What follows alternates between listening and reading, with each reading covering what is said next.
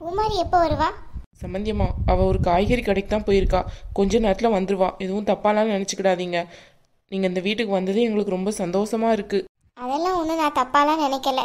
என்ன பண்ணுறது, பூமாரி இப்படி ஒரு தப்பு பண்ணுவான்னு நினச்சே பார்க்கல. அதனால தான் இந்த வீட்டுக்கும் வர முடியாமல் அங்கேயே இருந்துட்டேன். அவள் இப்படி ஒரு தப்பு பண்ணுவான்னு நான் கூட நினச்சி பார்க்கல. எத்தனையோ நாள் நான் அவளை கடுமையாக திட்டியிருக்கேன் இந்த தப்புனால.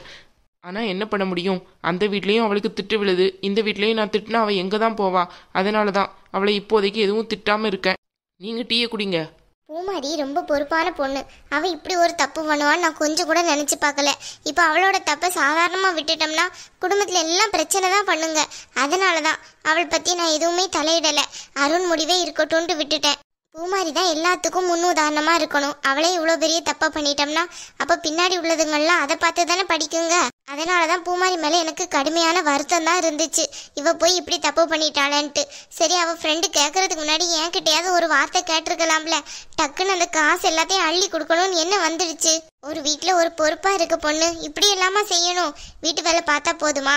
எல்லா விஷயத்துலையும் பொறுப்பு வேணாமா? சம்பந்தியம்மா, நீங்கள் எதுவும் தப்பாக நினச்சிக்கிடாதீங்க. அவளை நான் நிறைய தடவை திட்டிருக்கேன் அந்த பையன் கூட சேரக்கூடாதுன்ட்டு. ஆனால் அவன் என் பேச்சை மீறி சேர்ந்தா. கடைசியில் இப்படி வந்து ஆகுன்ட்டு நாங்கள் கொஞ்சம் கூட நினச்சி பார்க்கல. அந்த பையன் பக்கா ஃப்ராடாக இருந்திருக்கான். ஆனால் அவளுக்கு இன்னுமே அதை ஏற்றுக்கிட முடியல. அதனால தான் நம்ம எல்லார்கிட்டையும் அவள் ஃபைட் பண்ணுறா. ஃப்ரெண்டுன்னு நினச்சோமே, இப்படி முதுகில் குத்துவான்னு கொஞ்சம் கூட நினச்சி பார்க்கலையேன்ட்டு அவளுக்கு உள் மனசில் கொஞ்சம் வருத்தம் இருக்குது. புரியுதுங்களா? அதனால தான் அவள் இப்படியெல்லாம் பிஹேவ் பண்ணுறா. நீங்கள் எதுவுமே அவளை பற்றி தப்பாக நினச்சிக்கிடாதீங்க. நீங்கள் பூமாரியை பார்க்கறதுக்காக தான் வந்தீங்களா? அது மட்டும் இல்லை சம்பந்தியம்மா, நான் பூமாரியை கையோடய கூட்டிகிட்டு போயிடுறேன். அவள் எவ்வளோ நாளைக்கு தான் இங்கே இருப்பா? அவள் இந்த வீட்டுக்கு வந்து 2 மாதம் ஆச்சு. அவ்வளோ நாளைக்கு அவளை இங்கே விடணுன்ட்டு என்ன இருக்குது? அதனால தான் அவள் நம்ம வீட்டிலே வந்து இருக்கட்டும்னு நான் முடிவு பண்ணியிருக்கேன். சம்பந்தியம்மா, நீங்கள் சொல்கிறத கேட்க ரொம்ப சந்தோஷமாக இருக்குது எனக்கு மனசுக்கு. அவள் வர்றதை பற்றி எனக்கு கவலை இல்லை. ஆனால் மாப்பிள்ளை அருணை பற்றி ஒன்றும் பிரச்சனை கிடையாது. அருண் தானே என்ன அனுப்பி வச்சா பூமாரியை போய் கூட்டிகிட்டு வர சொல்லி. அதனால நீங்கள் அதை பற்றியெல்லாம் ஒன்றும் கவலைப்படாதீங்க. அவனுக்கு இங்கே வர்றதுக்கு ஒரு மாதிரியா இருக்கு போல. அதனால தான் நான் வந்து கூட்டிகிட்டு வரலான்னு நினச்சிருக்கான். அப்படியா? மாப்பிள்ளையும் வந்திருந்தா ரொம்ப சந்தோஷப்பட்டிருப்பேன். ஆனால் என்ன பண்ணுறது, மாப்பிள்ளை தானே பூமாரியை கூப்பிட்டு வர சொல்லியிருக்காரு. அதனால கொஞ்சம் சந்தோஷம் இருக்க தான் செய்யுது. காவியா பிள்ளைங்கள்லாம் என்ன பண்ணுறாங்க? பிள்ளைங்கள்லாம் ஸ்கூல் தான் போயிருக்காங்க. காவியா தான் எல்லாரையும் பார்த்துக்கிடுறான். என்ன, அனு கூட அவ வீட்டில் தான் இருக்காளாமே. ஆமாம், என்ன பண்ணுறது. சரி, அது ஒரு பிரச்சனை, அதை தூர தள்ளுங்க. அது கவின் முடிவெடுத்துக்கிடுவான். அம்மா முருங்கக்கா அத்தை. வாமா பூமாரி, என்னாச்சு? ரொம்ப லேட் ஆயிட்டு. கூட்டம் அதிகமா இருந்துச்சோ? அதெல்லாம் இல்லம்மா, வாங்க அத்தை. என்ன பூமாரி, எப்படி இருக்க? எங்களெல்லாம் ஞாபகம் இருக்கா எப்படி? என்னத்தை இப்படி எல்லாம் பேசுறீங்க? அப்புறம் எப்படி, நீ அன்னைக்கு வந்துட்டு போனது அப்படிதானே இருந்துச்சு. ராதா வீட்டுக்கு வந்தவன் என்கிட்ட பேச கூட இல்லாம போயிட்டியே. இல்ல அத்தை, நான் பேசினா நீங்க ஏதாவது கோவப்படுவீங்களோ என்னன்ட்டு தான் அப்படி போயிட்டேன். நான் ஏமா கோவப்பட போறேன் நீ வந்து பேசினா? நீ பண்ண தப்புக்கு ஒரு சாரி கூட சொல்லாம இருக்கிறது தான் கோவம். மற்றபடி உன் மேல எங்களுக்கு என்ன கோவம்? சாரி அத்தை. சரி, அதெல்லாம் விடு. பழைய கதெல்லாம் எதுக்கு பேசிக்கிட்டு? கிளம்பு, நம்ம வீட்டுக்கு போலாம். அத்தை, என்ன சொல்றீங்க? நம்ம வீட்டுக்கா? அங்க நான் எப்படி? அவரு அதெல்லாம் அருண் கிட்ட நான் பேசிட்டேன். உன்னை வீட்டுக்கு வர சொல்லிட்டான். நீ வீட்டுக்கு கிளம்பு. பூமாரி கிட்ட இப்படி பொய் சொன்னாதான் வீட்டுக்கு வருவா. அப்புறம் உள்ளதை அப்புறமா பார்த்துக்கிடலாம். ஏன்னா இப்போ பொய் சொல்லாமல் கூப்பிட்டா கண்டிப்பாக வரமாட்டேன்னு பிடிவாதம் பிடிப்பா. அப்புறம் அவங்க அம்மாவுக்கும் எல்லா விஷயமும் தெரியும். என்னது, அத்தையே வந்து என்ன கூப்பிட வந்திருக்காங்க? ஆச்சரியமா இருக்கு. அவர் இவ்வளோ சீக்கிரம்லாம் நான் பண்ணதை மறக்க மாட்டாரே. எனக்கு ஒரு வாட்டி கூட அவர் ஃபோன் பண்ணி கூட பேசலை. அப்புறம் எப்படி அத்தையை அனுப்பி வச்சிருப்பாரு? அதான் ஆச்சரியமா இருக்கு. என்ன பண்றதுன்னு ஒன்றும் புரிய மாட்டேங்க. என்ன பூமாரி மச நின்றுட்டு இருக்க?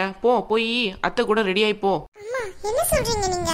அவர் வராம நான் எப்படி போறது? அதான் உங்க அத்தையே சொல்றாங்கல்லடி, மாப்பிள்ளைக்கு ஏதாவது வேலையா இருக்கும். அதான் அத்தை வந்து கூப்பிட வந்திருக்காங்கல்ல. அப்புறம் என்ன, பிள்ளைங்களை பார்க்கணும் டெய்லி அழுதுட்டு தானே இருக்க. வீட்டுக்கு போ நீ. பிள்ளைங்களை பார்க்கணும் தான், ஆனா இல்லைன்னு சொல்லல. ஆனா அவர் வந்து கூப்பிடாம நான் எப்படி போக முடியும்? உங்க அத்தை என்ன பொய்யா சொல்றாங்க? அதான் மாப்பிள்ளை தான் கூப்பிட சொல்லியிருக்காரு. அப்புறம் என்ன, அவர் உன் மேல இருக்க பாசத்தினால தான் கூப்பிட சொல்லியிருப்பாரு. உன்கிட்ட இருக்க எல்லாத்தையும் அவர் மறந்துருப்பாரு, நீ பண்ண தப்பு எல்லாத்தையுமே. அதனாலதான் அவர் கூப்பிட சொல்லியிருக்காரு. நீ முதல்ல போ, கிளம்பு. அம்மா, சமையல் ரொம்ப முக்கியம், அதெல்லாம் நான் பாத்துக்கிறேன். அந்த கூடை இப்படி கொடு. நீ வர்றதுக்கு முன்னாடி யார் சமையல் பண்ணிட்டு கிடந்தா? எங்களுக்கெல்லாம் சமையல் பண்ண தெரியாதா? சும்மா கிளம்புற வழியை பாரு, போ. அதுக்கு இல்லம்மா, அவசரப்படாதீங்க. அத்தை, உண்மையிலே அவர் என்ன கூட்டிட்டு வர சொல்லிட்டாரா? அவர் உண்மையிலே என்ன மன்னிச்சு ஏத்துக்கிட்டாரா?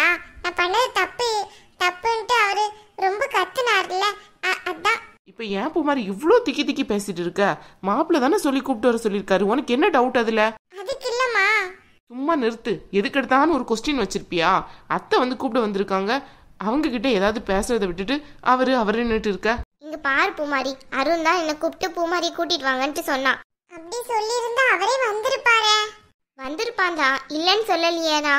அவனுக்கு ஏதோ கொஞ்சம் வேலை அப்படி இப்படின்னு இருந்திருக்கும், அதனால வராம இருந்திருப்பான். இப்ப என்ன உனக்கு பிரச்சனை? அதுக்கு இல்ல, அவன் என்ன முழுசா மன்னிச்சு ஏத்துக்கிட்டாதான் நான் அந்த வீட்டுக்கு வரணும்னு நினைச்சிருக்கேன், அதனாலதான் கேட்க. ஓ அப்படியா, சரி அப்ப நான்லாம் வந்து கூப்பிட்டு வரமாட்டேன் அப்படித்தானே?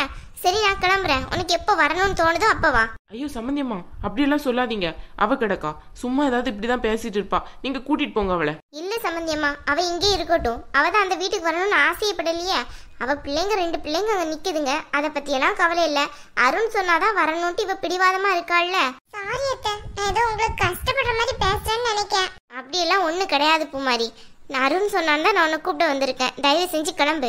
நீ அருணுக்காக இல்லைனாலும் பிள்ளைங்களுக்காக கிளம்புவேன்னு பார்த்தேன். நீ என்னன்னு பார்த்தா அருண் சொல்லிட்டு இருக்க. அதானே, பிள்ளைங்க பாவம் பூமாரி இல்லாம எவ்வளவு கஷ்டப்பட்டிருப்பாங்களோ. காவியா வேற தனியா இருந்து எல்லா பிள்ளைங்களையும் பார்த்துட்டு இருக்கா, அனு வேற இல்ல.